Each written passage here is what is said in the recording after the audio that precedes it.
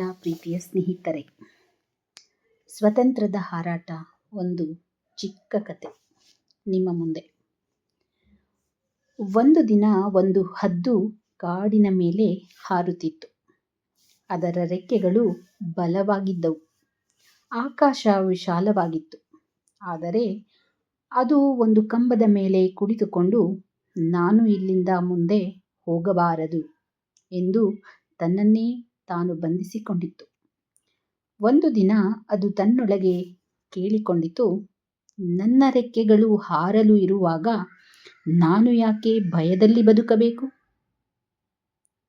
ಅದು ತನ್ನ ಭಯವನ್ನು ಬಿಟ್ಟು ರೆಕ್ಕೆಗಳನ್ನು ಬಿಚ್ಚಿತು. ಗಾಳಿಯ ಜೊತೆ ಎತ್ತರಕ್ಕೆ ಹಾರಿತು. ಕೆಳಗೆ ನೋಡಿದಾಗ ಇಷ್ಟು ದಿನ ತನ್ನನ್ನು ತಡೆದಿದ್ದು ಕಂಬವಲ್ಲ, ನನ್ನದೇ ಭಯ ಎಂದು ಅರಿತುಕೊಂಡಿತು. ಆ ದಿನದಿಂದ ಹದ್ದು ಸ್ವತಂತ್ರವಾಗಿ ಹಾರಲು ಕಲಿತು, ಜೀವನವು ಹಾಗೆಯೇ ನಮ್ಮನ್ನು ತಡೆಯುವವರು ಯಾವಾಗಲೂ ಹೊರಗಿರುವುದಿಲ್ಲ. ನಮ್ಮೊಳಗೆ ಕೆಲವೊಮ್ಮೆ ನಮ್ಮ ಭಯ, ನಮ್ಮ ಚಿಂತೆ ಮತ್ತು ಅಕ್ಕಪಕ್ಕದ ಜನರು ಏನು ಹೇಳುತ್ತಾರೆ, ಸಮಾಜದಲ್ಲಿ ಏನು ಮಾತಾಡುತ್ತಾರೆ ಎಂಬ ಆಲೋಚನೆಗಳೇ ನಮ್ಮ ಬಂಧನಕ್ಕೆ ಕಾರಣವಾಗಿರುತ್ತವೆ. ಹೌದು ಸ್ನೇಹಿತರೆ, ರೆಕ್ಕೆಗಳಿದ್ದರೆ ಹಾರಬೇಕು, ಜೀವನವಿದ್ದರೆ ಸ್ವತಂತ್ರವಾಗಿ ಬದುಕಬೇಕು. ನಮ್ಮ ಸಂತೋಷಕ್ಕಾಗಿ ಬದುಕುವುದೇ ನಿಜವಾದ ಸ್ವಾತಂತ್ರ್ಯ.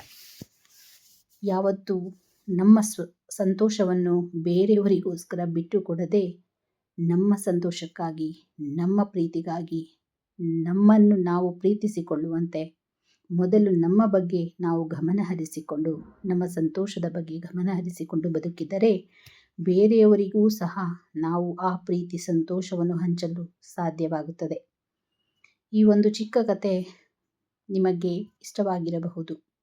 ನೀವು ಸ್ವತಂತ್ರವನ್ನು ಕಳೆದುಕೊಂಡು ಬಂಧನದಲ್ಲಿರುವುದಾದರೆ ಈ ಹದ್ದಿನ ರೀತಿಯಲ್ಲಿ ಯೋಚಿಸಿ. ನಿಮ್ಮ ಜೀವನವು ಬದಲಾಗುವ ಸಾಧ್ಯತೆ ಇದೆ. ಯಾವುದೇ ಗಳಿಗೆಯಲ್ಲೂ ಯೇಸು ಸ್ವಾಮಿಯನ್ನು ಬಿಟ್ಟು ದೂರ ಹೋಗಬೇಡಿ ಸ್ನೇಹಿತರೆ. ನಿಮ್ಮ ಎಲ್ಲ ಕಷ್ಟ, ದುಃಖ, ನಿಂದನೆಗಳು, ನಿರೀಕ್ಷೆಗಳಲ್ಲಿಯೂ ಅವರು ನಿಮಗೆ ಸಹಾಯಕರಾಗಿದ್ದಾರೆ. ನೀವು ದೇವರನ್ನು ನಂಬುವುದಾದರೆ, ದೇವರಲ್ಲಿ ನಿರೀಕ್ಷೆ ಇಟ್ಟಿರುವುದಾದರೆ, ಈ ಹದ್ದು ಯೋಚಿಸುವ ರೀತಿಯಲ್ಲಿ ತಮ್ಮ ನಿರೀಕ್ಷೆಯನ್ನು, ತಮ್ಮ ಒಂದು ಯೋಚನೆಗಳನ್ನು ಬದಲಾವಣೆ ಮಾಡಿಕೊಳ್ಳಿ. ಯೇಸು ಕ್ರಿಸ್ತರ ನಾಮದಲ್ಲಿ ಪ್ರಾರ್ಥಿಸಿ ನಿಮ್ಮ ಕೆಲಸ ಕಾರ್ಯಗಳನ್ನು ಪ್ರತಿದಿನ ಆರಂಭಿಸಿ. ನಿಮ್ಮ ಸಂತೋಷ ನಿಮ್ಮ ಸ್ವಾತಂತ್ರ್ಯ, ನಿಮ್ಮ ಸಂತೋಷ ನಿಮ್ಮ ನಿಜವಾದ ಸ್ವಾತಂತ್ರ್ಯವಾಗುತ್ತದೆ. ದೇವರ ಪ್ರೀತಿ ಕೃಪೆಯು ಸದಾ ನಿಮ್ಮ ಮೇಲೆ ಇರಲಿ. ಆಮೇನ್.